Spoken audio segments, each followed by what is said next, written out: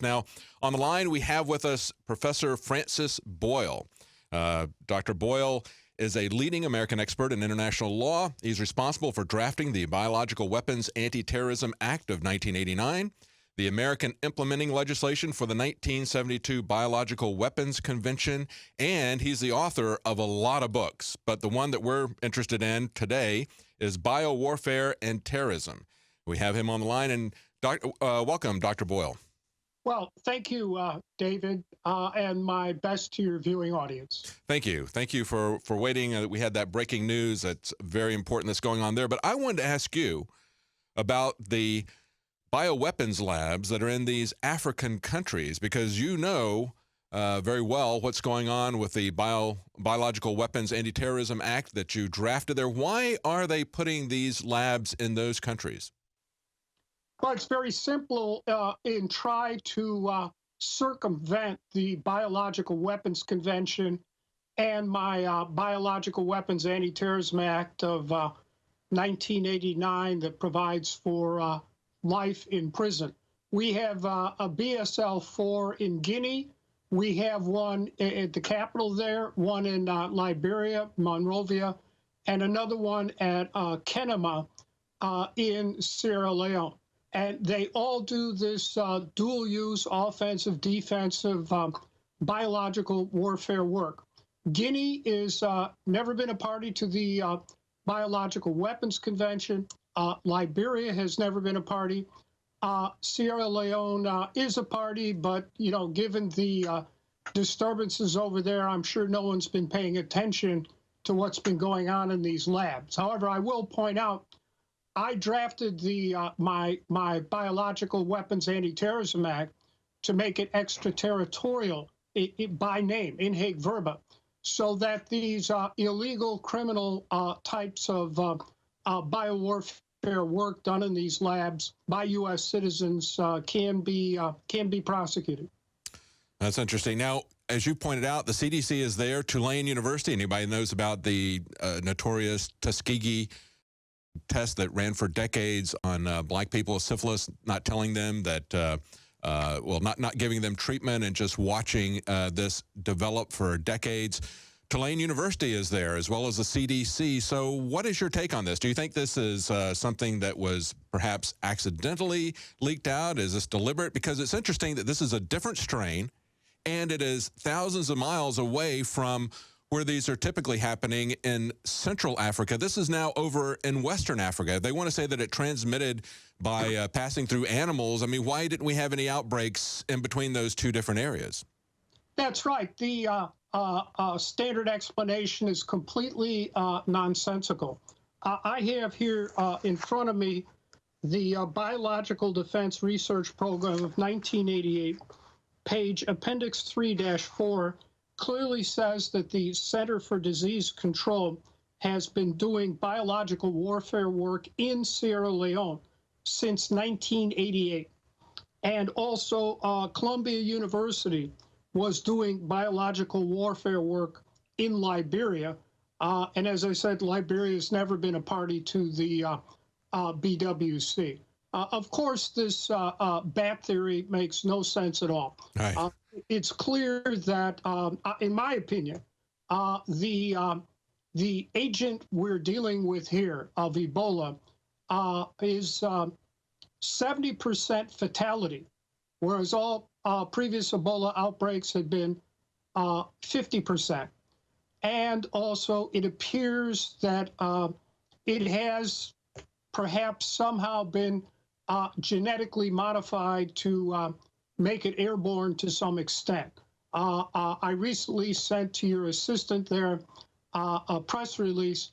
The National Institutes of Health mated live Ebola with the virus for the common cold.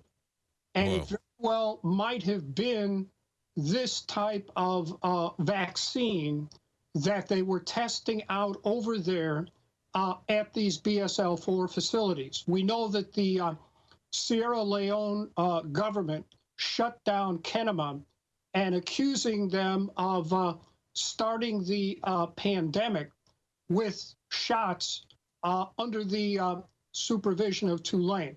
And we know for a fact Tulane has been involved in biowarfare work for quite some time. We also know that Fort Detrick is over there. The Center for Disease Control is over there. These 3 labs were set up by USAID, which is a front organization for the CIA. So I think it's pretty clear these 3 labs, I suspect, were the origins of this pandemic, which has now come here to the United States. The CDC just said 21-day quarantine, but the WHO recommends 42-day quarantine. Mm-hmm. And even the 42-day quarantine only gets 98% of the people. So my guess is, we should really be talking about 50 days or more quarantine.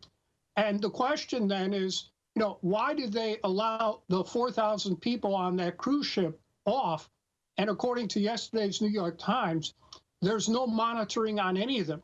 Every other contact going back to Mr. Duncan is somehow being traced, contacted, quarantined, whatever. But the 4,000 people on that ship, no. And they could have easily just quarantined everyone on the ship right there.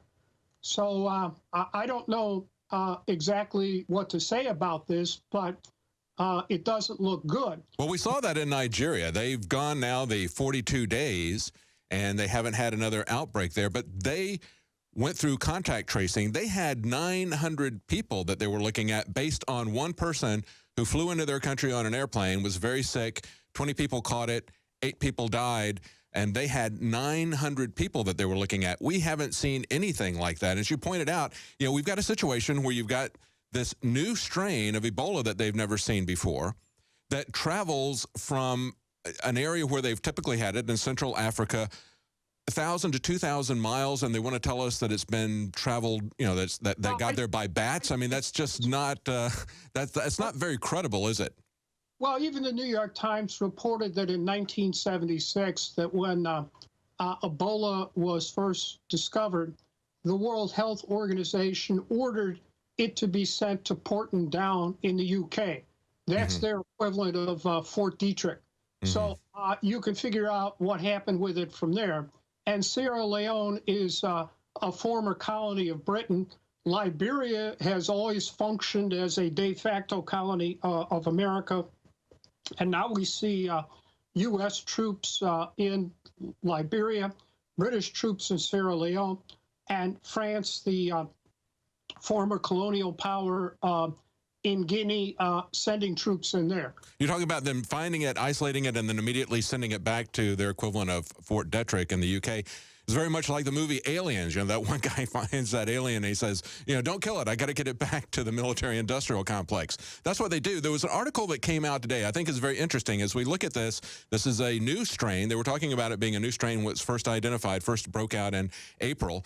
And if you look at all the previous outbreaks, it's about 2,500 people. It's 2,478, I totaled it up. Already in this one, we've had about 9,700 people. So it's about 4 times all the previous outbreaks combined. This is a new strain. It looks like it's a weaponized strain. You're talking about them bringing something back and working on it. We just have a report that came out last Friday, basically kind of buried in the Friday news cycle. This is from the New York Times. And we haven't seen very much reporting about this. The White House said they were going to cut funding for risky biological studies. Now, this is them saying that they're not going to do any more weaponizing. What do you make of that? Well, that's the smoking gun. That's Friday in the New York Times. You see, they de facto admitted that this is exactly what they were doing at those BSL-4 labs, in the 3 BSL-4 labs in West Africa. And they're basically sort of retroactively trying to cover their rear ends there. Yes. But I think that statement that came out Friday is a pretty good indication that they know that those 3 labs and other researchers here in America, like Tulane, CDC, National Institutes of Health, Galveston down there, University of Texas, have been up to their eyeballs in this. I would only know what to say. Weaponization of Ebola. It does not appear it is as contagious as the flu, but it looks like it could be as contagious as the common cold, which is what the National Institutes of Health has been working on now for quite some time. So it could be that they shipped that agent over there, put it into some type of vaccine, and then tested it out on these people. Yeah, and you know, we should always remember that the influenza epidemic right at the end of World War I that killed 21 million people, that was from soldiers returning, bringing back that epidemic to their country. Now, we've put 5,000 soldiers into the heart of the heaviest outbreak of Ebola, not with much training, not with basically any effective equipment to protect them. We're putting them at risk. That, to me, is a huge deal. But going back to this New York Times thing.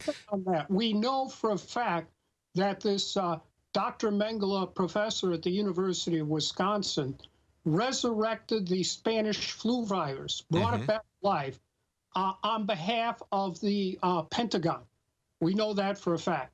We also know that the same Dr. Mengele at the University of Wisconsin genetically engineered Ebola to make it more dangerous. And we also know this same Dr. Mengele at the University of Wisconsin does GMO flu work, with H5N1 and some of the others. And that's exactly what they're saying they're stopping. They're only saying that they're stopping not Ebola research. They're not mentioning that. They say the moratorium is only on research on the influenza virus and the coronaviruses that cause SARS and MERS. It made no mention of Ebola or any related filovirus. Ebola is already extremely lethal, they say, but it's not easily transmissible. That's the New York Times take on that.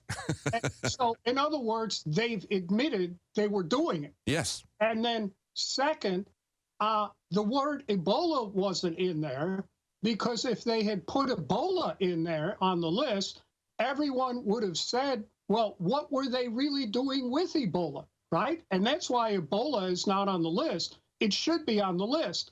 But Yes. They're not going to say that, because everyone would then ask the next question. Sure, it was censored out of there, but we know they have done that type of Dr. Mengele biowarfare work with Ebola, as well as those other agents, which they admitted they were doing as recently as last Friday. Now, in this press release that you sent to us, you talked about it being GMO'd into a flu-bola. And they do actually mention in the New York Times what you just talked about, the H5N1 avian influenza. They say that opponents of this type of research, and listen to this, the euphemism that, you probably know this, we're talking to Dr. Francis Boyle, who wrote treaties against bioweapon research in 1989 and 1972. So I'm sure you've heard them use this euphemism, a gain of function. That's what they call it, a gain of function when they weaponize something like the H5N1 avian bird flu. I mean, they make it much more deadly. It's a gain of function. This same Dr. Mengele at Wisconsin, Kawako, who's on the press release, also is involved in so-called gain of function, which means species jumping. And indeed, he tested out this H5N1 on ferrets to see if they could jump from one to the other, because for these purposes of flu, ferrets are akin to human beings. So it's very clear what he was doing there. Yes. So what do you make of this? I mean, we have the, it's not just the bioweapons labs that are there, but we've also created AFRICOM just back in 2007. That's something that the American government never had before. A tremendous number of military bases there. Of course, we know that Africa is very, very rich in mineral resources, even though the countries are poor. We had the Bilderberg Group in 2013 and in the UK were saying that the big item on their list was Africa. I mean, is this some kind of neo-colonialism that they're looking for in that area as we see them moving in there with research, with military bases, focusing now on Africa? Yes, of course. The troops being sent over there have no training in medical treatment of anyone. the 101st Airborne is an elite invasion force. And so is the case for the Marines. There are now 250 Marines over there. And they've already moved the headquarters, the 101st Airborne, over there. So I think what we are seeing is AFRICOM finally moving into Africa. As you know, their headquarters had only been in Germany because they couldn't find anywhere in Africa, although Liberia had offered to serve as their headquarters. So I think this is being used as a pretext to for AFRICOM to establish a base there in Liberia. And, you know, we could see the whole 101st Airborne Division in there soon enough. I think that's why they moved the division headquarters there to Liberia, right? And that's the point that you made. Why send in the 101st? They're not known for being a medical relief or a construction division. Why would they move them in? Right, the same way with the Marines. You know, yeah. 101st Airborne and the Marines are not trained to heal people. They are elite invaders. Yes. They go in, they invade land, kill anyone that gets in the way, and then they hold that land. My dad was in the Marine Corps in World War II. He invaded Saipan, Tinian, and Okinawa. And that's what the Marines do. They go in there, they kill anyone in their way, and then they continue marching on. Well, give us some hopeful words here. I mean, you wrote the Biological Weapons Anti-Terrorism Act of 1989. It was passed unanimously by both houses of Congress, and yet we see still weapons development and bioweapons development very, very active within the U.S. government. And, of course, it's been there from the very creation of the CIA. Anybody that doesn't know the history of that, of Operation Paperclip, you need to go back and take a look at a terrible mistake. It's about the death of a CIA scientist, and that will give you a very good background of the kind of heinous war criminals that were brought in at the beginning of the CIA as they transferred from the OSS to the CIA. This is something that's been going on for a long time, Dr. Boyle. How do we get control of this? Well, David, I think, first of all, we have to get control of the immediate emergency. We're going to have to leave it there. Thank you so much, Dr. Boyle, for joining us. Join us tonight at 7 for the Nightly News. Tomorrow, Alex Jones will be back at 11 Central.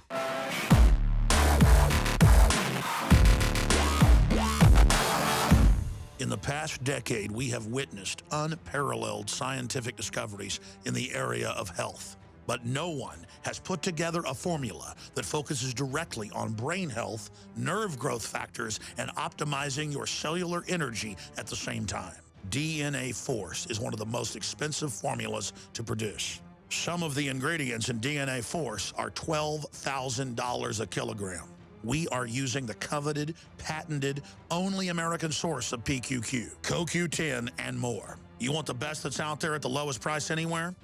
Well, we're bringing you a total win-win.